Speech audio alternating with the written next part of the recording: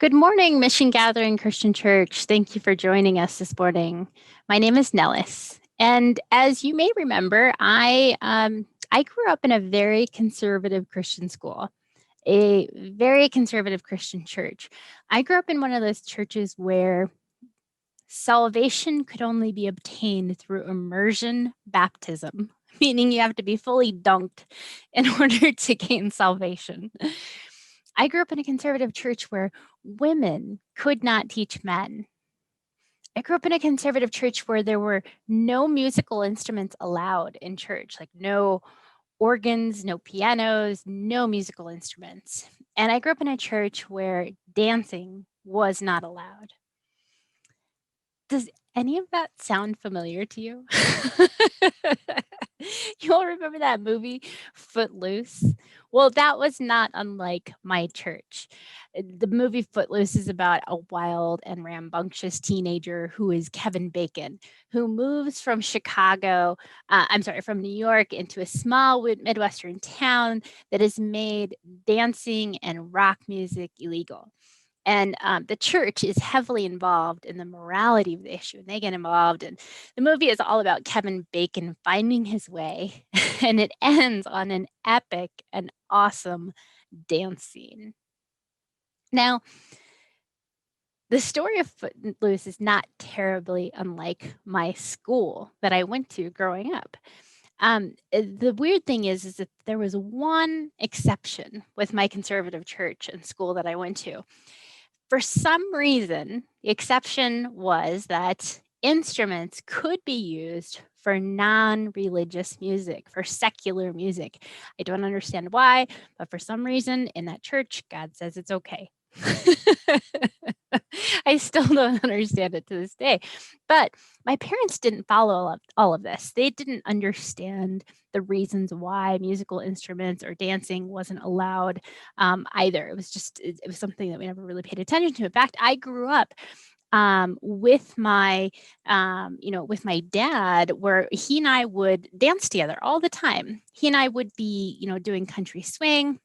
Well, we went to an event when I was 16 years old that was hosted by a group of people who were doing a fundraiser that was connected to our school. It wasn't actually held by our school, but it was connected to the school. And one of our teachers was there, and he and his band were playing quote unquote secular music. Now, there were a couple of hundred people in attendance at this event. And my dad and I'll never forget it. We were sitting there and we were listening to the music, and the rhythm's going to get you. Well, the rhythm got us. And he and I got up and we started to do a country swing dance. He was like throwing me all around the floor and swinging me here and swinging me there. We were having a great time because we've been doing it since I was a little bitty girl, dancing with my dad. And it wasn't shortly thereafter that he and I started dancing that the band started to wind down the song pretty abruptly. And the band leader, who was my teacher, then walked over to the edge of the stage and he leaned down and not so discreetly told my dad and I that we were not allowed to dance. I was mortified. Absolutely mortified. I felt judgment. I felt shame. Literally, a couple of hundred people were in attendance. I felt publicly rebuked, and my tail was so far between my legs. Right now, we're in this time of Lent. We're in this series called Again and Again. And this week's theme is about messing up over and over again. And I'm going to share another story with you. That is another story of shame and embarrassment, a story about Peter. Now, this story starts in Mark chapter 8, verses 31 through 33. And it's talking about Jesus. And it says, "He then began to teach them that the Son of Man must suffer many things." And Jesus is talking to a large audience here. And he says, "and be rejected by the elders, the chief priests, and the teachers of the law, and that he must be killed and after 3 days rise again." He spoke plainly about this. And Peter, he took him aside and he began to rebuke Jesus. But when Jesus turned and looked at his disciples, he rebuked Peter. "Get behind me, Satan," he said. "You do not have in mind the concerns of God, but merely human concerns." Now, it's unclear exactly why Peter was rebuking Jesus. It doesn't say. It just says that Peter began to rebuke him, that he took Jesus aside and began to rebuke Jesus. If I were thinking about it, I can think of a number of reasons. Maybe perhaps Peter was thinking, yeah, but we all thought you were going to be a political leader. Don't tell everybody it's going to be tough and that things are going to be hard. Or maybe Peter was rebuking Jesus because he was thinking, Jesus, don't discourage everyone. You're going to scare people off. Or maybe Peter thought, killed and rise again? Let's set healthy expectations here, Jesus. Or maybe Peter was worried about what people would think, that people would think that Jesus was perhaps crazy. I don't know. I don't know the reasons why Peter rebuked Jesus, but he did. Peter took Jesus aside and rebuked him, and Jesus responds. Let's read that part again. Jesus responds and he says, "Get behind me, Satan. You do not have in mind the concerns of God, but merely human concerns." Can you imagine? Can you imagine Jesus, the Messiah, calling you Satan? Ouch. I can only imagine. Talk about a public rebuke. Peter must have felt shame. He must have been mortified and totally embarrassed. I want to back up just a little bit in the story. I mean, literally just verses, and give you a little bit of the lay of the land around Jesus's ministry. So Jesus, up until this time, he had spent the last several months performing miracles with the disciples right there by his side, with Peter by his side, performing miracles across Galilee, Judea, Samaria, healing lepers, casting out demons, raising the dead, feeding the masses, and walking on water. In fact, just a few verses earlier in this scripture, in Mark chapter 8, verse 27 through 30, it says, Jesus and his disciples went on to the villages around Caesarea Philippi. On the way, he asked them, "Who do people say I am?" They replied, "Well, some say John the Baptist, others say Elijah, and still others, one of the prophets." "But what about you?" he asked. "Who do you say I am?" And Peter answered Jesus. He says, "You are the Messiah." And then Jesus warned them not to tell anyone about him. Jesus asks, "Who am I?" And Peter, he's the first one to say, "You are the Messiah. You are the Messiah." And then here's Peter, just a few verses later, who was just earlier saying that Jesus is the Messiah. Now he's rebuking Jesus. He takes Jesus aside and he rebukes him. And what does Jesus do? Jesus puts him in his place. He says, "Get behind me, Satan." But he's doing this from a place of love. He's doing this saying, "Believe in me again, Peter. Remember all of his miracles? All of those miracles that we've been performing for months and months? Remember them? Trust me, I've got this. I'm Jesus. Don't forget, I'm the Messiah. And I have heaven on my mind, something that you, Peter, can't even fathom."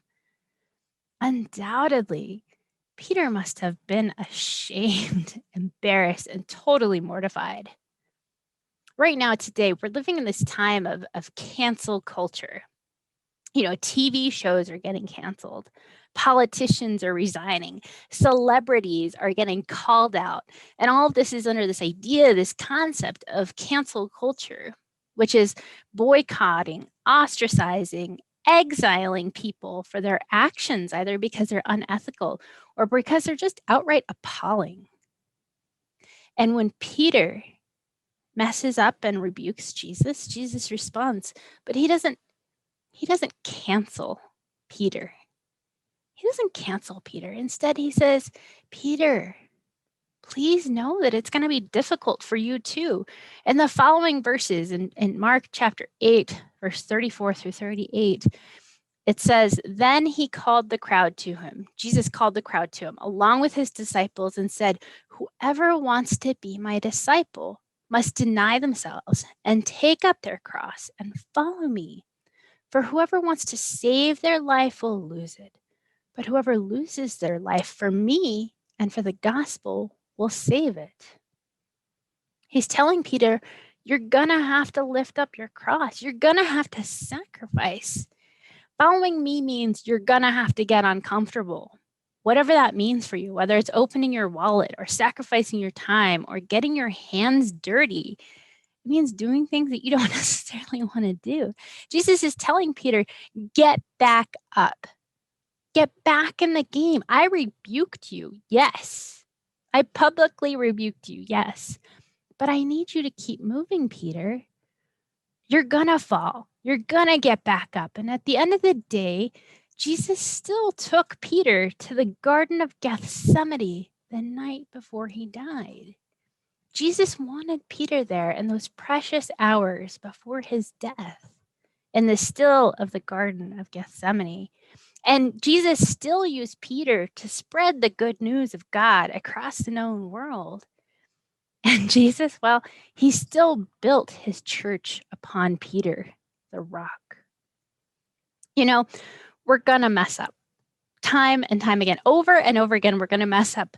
But we have to get back up. At the age of 16, I thought that I had really messed up by dancing. I thought that I had really messed up. Now, mind you, I don't actually believe dancing is wrong. In fact, I think that we are perhaps at our closest to God when we dance in our worship. Paul and Stella this morning are singing Waymaker.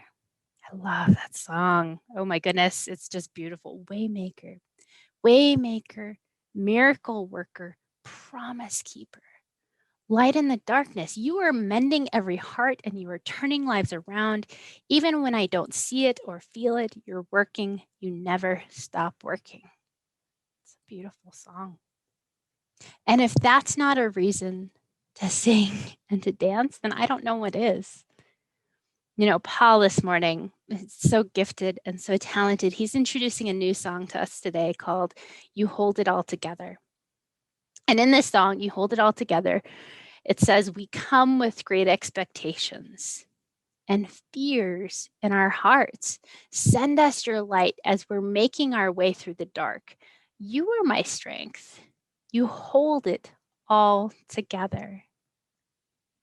So here I am today, that kid who thought I messed up so many years ago. And now I'm this adult who has messed up time and time again, but God is still using me. I'm still a church leader. I got my little clergy card in the mail the other day. I'm pursuing my religious education at seminary and beyond, and I am still messing up, and I'm gonna keep messing up. But God's holding it all together for me, and I know that God can do the same for you. Let's bow our heads and pray. Lord, holy God, Waymaker, thank you for working when we don't see you. Thank you for your glories and your splendor, for picking us up time and time again, for looking over and healing our faults so we may continue to serve and to glorify you and to make your kingdom known, dear Lord. Help us to be your hands and feet here on this earth. Help us to be as you would have us.